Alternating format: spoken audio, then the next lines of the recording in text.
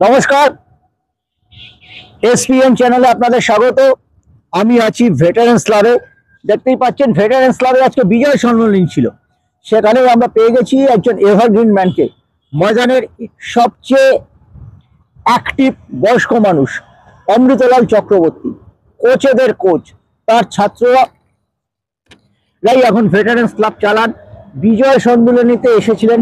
অমৃতদা, কিরম লাগলো? অত্যন্ত ভালো লাগলো। আমি এত কৃতজ্ঞ, এত খুশি এই বয়সে যে ফুটবল যে আমাকে এইভাবে একটা কৃতজ্ঞতা জানানোর সুযোগ দেবে, সেটা আমার এইখানে এসে উপভোগ করলাম। অমৃতদা, এই মুহূর্তে কলকাতার ফুটবলে একটা বেটিং নিয়ে বিতর্ক চলছে, এটা তোমার কাছে কতটা পীড়াদায়ক? তুমি তো দীর্ঘদিনের কোচ, প্রথম এম দত্ত রায় ট্রফিতে তুমি চ্যাম্পিয়ন করেছিলে চুঁচুড়া থেকে বহরমপুর।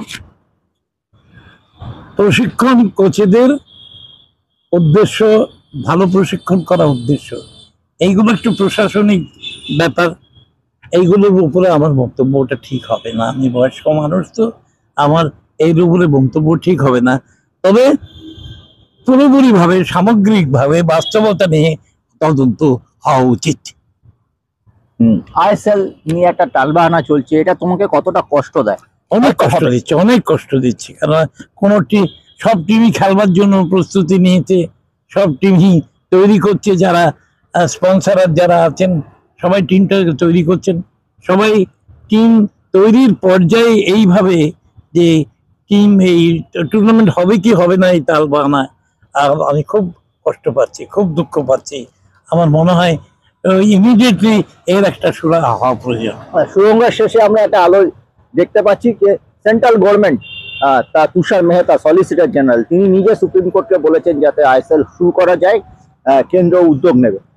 তার এই উদ্যোগটা আমি অভিনন্দন জানাই, কারণ আমি একজন কেন্দ্রীয় সরকারের কর্মচারী ছিলাম, সেন্ট্রাল এক্সাইজ এবং কাস্টমসের, এবং এই আমার অভিনন্দন এবং অভিভাবন তাকে কিভাবে কিভাবে প্রকাশ করব বলতে পারছি না, তবে এটা বাস্তবে প্রকাশিত হওয়া খুব তাড়াতাড়ি, শীঘ্রই বাস্তবে প্রকাশিত হওয়া উচিত।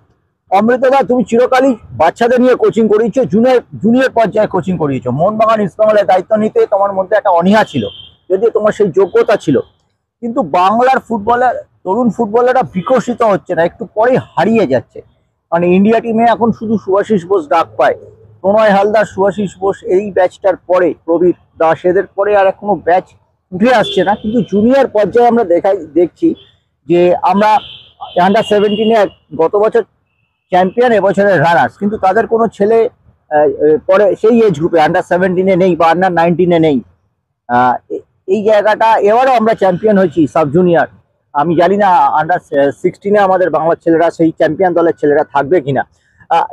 এআইএফএফ স্কাউট করছে, কিন্তু তাতে এই যে যেটা ছিল মির ইকবাল ট্রফি, বিসি রায় ট্রফি, এম দত্ত রায় ট্রফি, এইগুলোকে গুরুত্ব দিয়ে যে প্লেয়ার খুঁজতো তোমার সময়, তুমি সন্তোষ ট্রফিতেও বাংলার কোচ ছিলে, কিন্তু সেটা খোঁজা হচ্ছে না। এই জায়গাটা নিয়ে তুমি কি বলবে? সময় বলবে, প্রসেস চলছে, এটা ফিরে আসবে সময়। বাংলার বিভিন্ন জায়গায় কোচেরা, প্রশিক্ষকেরা চেষ্টা করছে, বিভিন্ন সংগঠন চেষ্টা করছে এই টালমাটাল জায়গা, এই নিম্নগতি, বাংলার ফুটবলের নিম্নগতি যাতে রিকভারি করা যায় চেষ্টা করছে। আমার মনে হয় সময় ঠিক করে দেবে যে আমি বিশ্বাস করি বাংলার প্রতিভাবান খেলোয়াড়েরা এসে যাবে এবং এই জায়গাটা বদলে যাবে। অনেক ধন্যবাদ অমৃতদা। আজকে অমল দত্ত, প্রদীপ ব্যানার্জি প্রায় সমসাময়িক কোচ, কিন্তু এখনো ময়দানের সাথে যার নিরবিচ্ছিন্ন সম্পর্ক। ভেটারেন্স ক্লাবের বিজয় সম্মেলনীতে তিনি ছুটে এসেছেন দক্ষিণ কলকাতা থেকে। কোনো প্রশংসাই বোধহয় অমৃতদার জন্য যথেষ্ট নয়। ভালো থাকবেন, আপনাদের মতো মানুষকেই তো আরো বেশি দরকার। আমি দুজনের নাম করলে তাদের প্রতি আমার নমস্কার, শ্রদ্ধা জানিয়ে আমি আমার বক্তব্য শেষ করি।